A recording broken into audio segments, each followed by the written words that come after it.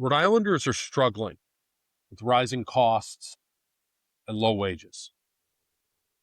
I was privileged as a young kid.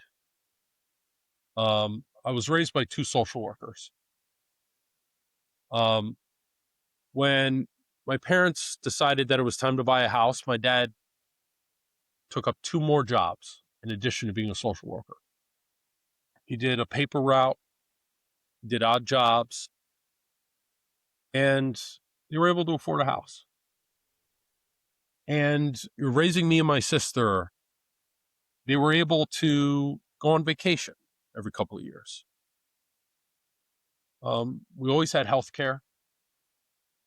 We didn't have a lot, but what is profound, I think, about so many Rhode Islanders is they are not getting the same opportunities. And over the last year, we did a lot of listening, a lot of research, a lot of discussion in small groups and one-on-one with people all over Rhode Island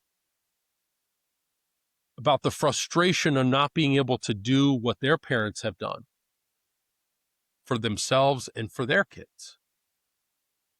There's a deep concern that we have in this state around being able to meet our most basic needs. So, Affordable Rhode Island is focused on policies that are based on real world solutions for working people. And it's about bringing accountability to our elected officials and supporting our elected officials who share a vision about how to move working people forward in a way where people can have hope. These days are very dark. They're scary. And part of that frustration is not just our world politics and everything else. They're scary in the sense of how can I afford to put food on the table today or to pay the rent? And God forbid, if I get hurt or sick, how am I going to pay my medical bills? And how am I setting my own kids up for a future with education that is affordable and care that's affordable? And so at Affordable Rhode Island, after a year worth of conversations and research, we are backing a policy platform and a public message of hope and of change. And part of that is a real minimum wage for workers in Rhode Island, affordable, accessible healthcare for all Rhode Islanders. At this moment, nearly 30,000 Rhode Islanders are at risk of losing their health insurance. I was talking with a Rhode Islander yesterday in contract negotiations. She was quoted at Health Source Rhode Island of a healthcare premium of $1,000 a month. She makes $16 an hour, state minimum wage. She just got out of the hospital for 7 days. She is not going to pay those bills. At $16 an hour, I challenge any elected official in the state of Rhode Island to live off of $16 an hour for a month. One of the other pieces of this platform is around how are we providing a future for children that's affordable?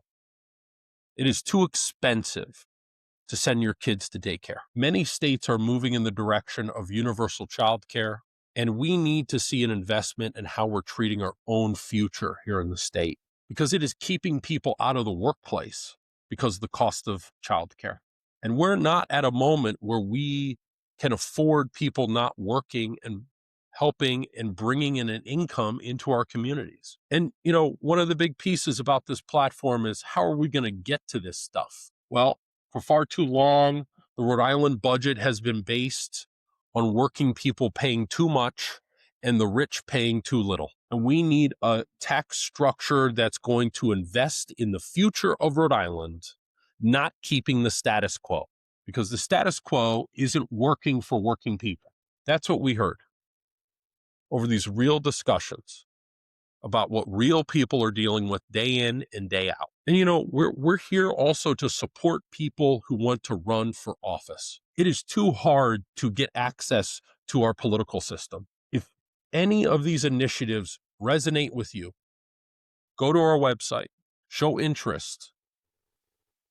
We want to support people who want to make significant change in this state on behalf of working people in the majority. And it is an important element in making sure that every voice is heard, whether that's at the State House or whether that's in your city or town or municipality.